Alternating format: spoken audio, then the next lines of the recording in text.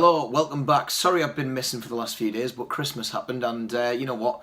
To be honest, I don't think after Boxing Day I wanted to talk about Newcastle for too long. However, we've had a bit of time now and we've had the positives of Watford. So here are the last two games of 2018 for Newcastle summed up. My name is Emil, these are the player ratings. Very quickly going through Liverpool. Dubravka, going to give him a 6 for the Liverpool game because he was left quite exposed, but he did have some brilliant saves, in particular Shaqiri's free kick. Yedlin looked pretty fiery going forward. He seems to have come back from that suspension a bit pumped and he got some good balls into Hoslu, who sadly couldn't convert, but he was better attacking ahead, like going forward, and defensively pretty poor showing from Yedlin. It wasn't there, and Liverpool were far better.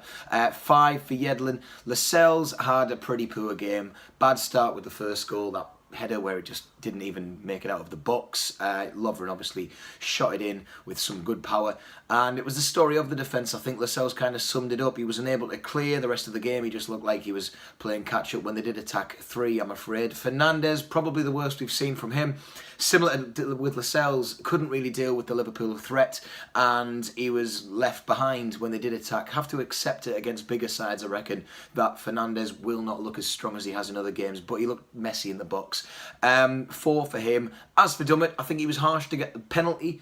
Say what you like, you don't really want to put your arm anywhere near Mo Salah when he's in the box because he will go down. Big teams will get those decisions. He probably looked the most up for it, I think, on the pitch, but there was a late challenge at the end which gave away a corner, led to the 4th goal, and maybe that was a bit of frustration coming out. It was a shame, but they should have been doing more damage limitation at that point. 5 for Dummett. Richie, best on the pitch for me. And I think this carried through to Watford. He was trying to create early on. Hoslu was off target, sadly, again. We'll get onto that. Plenty of crosses, though, from him. And he actually seemed to want to at least have a crack, even though there wasn't much chance of us getting anything against Liverpool. No surprise, really. Richie, give him a 6. Hayden, I don't really know where he was for the entire game. Couldn't tell you what he did. It's a definite step down from Key in this game, but again, improved for Watford. He was missing, and I don't really know what he did. 3, I'm afraid. You need to really try and step up when you're coming in to replace a player that Key's been offering. Sorry, Diarme, he played a good defensive role. I think he did look like he was trying to stop Liverpool, and like I said about Dummett, there was a bit of damage limitation there, but there's a few good challenges. He did give away dangerous free kicks in those positions, and you know, in similar to how he's been in recent weeks, he gets a bit left behind. Teams that are faster than the army sometimes just isn't there, and the defence are left to clear up, basically. Moving on to, the 5 for Diarme for that one. Kennedy, as ever, pretty quiet against the team who dominated. A stronger side, Kennedy goes missing. It's a shame that his ability disappears in these games, and most of his runs got him nowhere. Overall, attack just wasn't promising, I think. 4 for Kennedy, and rightly so, was dropped for Watford. Longstaff came on for him, right? And, you know, good for him for trying to actually attack the game. I know there was a late consolation he could have had, but all in all, a bit of a bright spark, even though he was only on the pitch for a short period of time. Good to know that he is up for it, at least. Going to give him a 6, you know, at least he tried. Muto, we've made so much noise about wanting him ahead of Perez, and then when it comes to it, literally lacklustre game. I couldn't, again, similar to Hayden, tell you what Muto did. Little to nothing, basically. It was just not good enough. 3, sorry Muto. Hoslu, you know, what can you expect with a really cheap striker, especially when you're looking at 3 of the best, the best forward line currently in the Premier League, Firmino, Mane and Salah. He just didn't come up with the goods, but with the chances he did have, 2 headers where we know Hoslu can get them in, they were just wide of the mark. It was frustrating, but again, maybe Rondon was well rested, but definitely missed. 4 for Hoslu. Liverpool were too good, I'm afraid. It was a tough day, but moving on to Watford now, where we came back stronger in the Saturday match, and a good performance to end the year on. Going straight into Dubravka, again, similar to Liverpool, he had a good, strong game. There was a really brilliant save in the first half from Deulofeu, and he was up against it quite a lot. Obviously, Watford were really putting us under the cosh, and there was a slight scare when Deeney was close to him, but his header just wasn't strong enough. Maybe Dubravka could have dealt with the initial ball in. He did leave it, and it went across the box, which led to them having another crack. As for the goal, it was another case of him being exposed at the back. The defence should have dealt with it, namely Shelvey should have dealt with it, but solid 8 for Dubravka. Yedlin had a big improvement in this game in both areas. I know he was good attacking against Liverpool, but I think defensively he really stepped up here. He looked fast and his speed really helped against a decent attacking side from Watford, especially when they were on the counter. As always, looked good going forward, and he was non-stop. He worked well with Perez, which we'll get onto, and I'm going to give him a 7 for that game. Lascelles improved as well on the Liverpool performance, but he was still left up against it. He didn't make any real serious interceptions, but you know, I think he looked as though he was well drilled to close down Watford when they were getting in the box. One of the few players, I would say, who was left staring at Doucouré for their goal, but going to give him a 6. It was a much better game than Liverpool. Still think there's room for improvement, and I still think that the old Lascelles can come back. Hopefully that's something in the 2019 resolution for the team. Fernandes, I think, had a great half. Most important stop of the game against Success when they did get behind the defence, and it led to an injury, which is a pain in the backside, literally, for his case. But, you know, 7 for his efforts. He was replaced by Shea, who, all in all, if you see Shea coming off the bench for Fernandes, then you think, oh, well, you know what, at least we've got that option. It's a brilliant thing to have. And I think he did well. Similar play to Fernandes. He's better than Lascelles, certainly going in with challenges, but there was quite a dangerous free kick that he gave away towards the end where the whole defence was pretty frantic, and yeah, in those final stages when the goal went in, I don't think it was Shea's job to be marking Doucouré. Again, it was Shelvey, maybe Lascelles. So I'm going to give Shea a 6. Dummett, great 100th game. Congrats, mate. Great to have you part of the team as well. And yeah, actually made some great tackles in this game. He helped get the ball away. I know that he kind of had that setback against Liverpool with the penalty. Tough one to come back to, but, you know, bounced back. Really bounced back in this one. As for him, I'm going to give him an 8. Solid performance, and I think he deserves a bit more than a 7 this time. Richie, man of the match in my eyes. I know that Rondon got the goal, but I think Richie carried on that hunger that he had against Liverpool, and he had some really good positive play.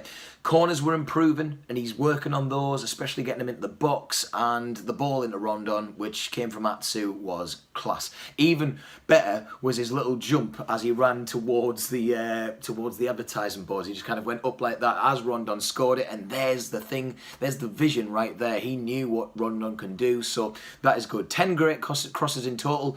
He did back off Deulofeu slightly when he got the ball into Doucouré. Maybe should have stepped in there. That was a similar situation, wasn't it, when it was the which game was it? Basically, all the players were backing off. It was the Wolves one. Yeah, of course. When Doherty came running down, everyone was backing off Jota, and the ball went in. So maybe let's cut that out for the new year. Hayden was a lot better, most improved, I would say. Maybe he just needed a couple of games to get up to speed. I was at the Fulham game. Hayden was talking after the match to the corporate areas, and you know, he said that it's tough when he's not getting in the team. Rafa's obviously making the choices, but now Key's away. Hayden's got a real good opportunity to step up here, and you know, maybe he could be a bit more forward thinking with passes. But in terms of him and Shelvey at the minute, I would have Hayden there because he's good defensive, and he certainly made more of a case to be in that team than Shelvey. But like we said, maybe a few more attacking options from Hayden. Going to give him a 7. Strong point to make on Shelvey, though. He did come on for the final few moments, and I've got to admit, I saw him coming on, and I thought to myself, it's going to make or break here. Like, maybe it's not the time to bring Shelvey on. Could we just not bring someone else in completely? And I had a feeling that something bad was going to happen, and it did. You know, he left Doucouré. He should have tracked him a little bit better, and it's quite controversial, really, for a player who has now got his place back, especially with Key being away, not looking interested. I really hope he's not losing interest as January's looming, maybe looking to try and get away. I don't know what rumours to believe. Maybe I should speak to Steve Howie or something. Diame looked really good defensively. There was some heavy challenges, though, that led to free kicks, a little bit similar to Liverpool. He looked good going forward and not being on the ball, certainly better than he was against Fulham when he got the ball and then ran a bit and then they stopped him. So, as ever, quicker teams were leaving him behind. Watford really, really good going on the counter, which I've already mentioned. 6 for Diame. Atsu, what a revelation. Like, since he's come into the team, I think he's shown real improvement.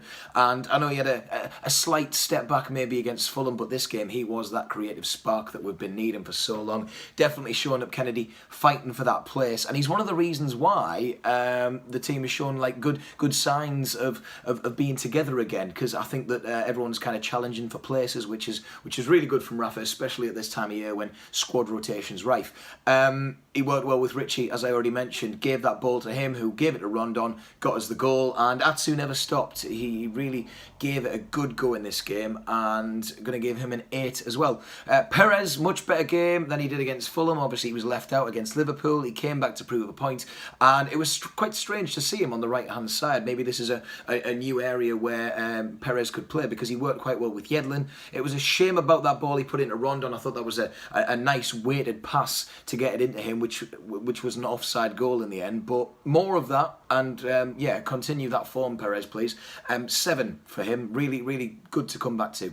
Rondon with the winner finally. What a difference he makes. Fantastic to see him scoring goals, and especially when Mitrovic is putting them in, it keeps everyone kind of quiet, even though we shouldn't be talking about Mitrovic. Let's not talk about Mitrovic as of January. Oh, how about right now? Maybe Rondon should have played against Liverpool. Maybe he was well rested, like I say, but worked hard. He never stopped, and the header was class. I actually love Rondon. Like, I feel a little bit, I'm a little bit in love. Fabian Schär might have to take a bit of a sidestep for the time being, but he gave the Watford defence hell in the aerial battles. He was winning. He looks tall and so strong. And I think by the end of the game, Watford absolutely despised him. Be nice to see what he's like against Man United. He was unlucky with the offsides, but we're going to go into a new year now, and we have to be positive. We have to stay positive. Watford game was a good sign of showing how one game against potential league winners isn't going to define your season. 4-0 against Liverpool was maybe quite flattering. A 1-1 away to Watford and taking 4 points off them this year. A good side as well. That is pretty impressive for a team that doesn't really have much hope right now. And yes, we will need a miracle going into the new year, but this time last year, we did see a bit of a turning point in Newcastle. As we head into these tough fixtures, maybe there's going to be a bit more of a spark. And I know that Man United are playing out of the skin at the minute, especially with the manager change there, but we've got to have a bit of hope. We've got that. We've got an FA Cup game. It'd be nice to see us maybe have a go at that, even though it wouldn't be ideal for the season going forward.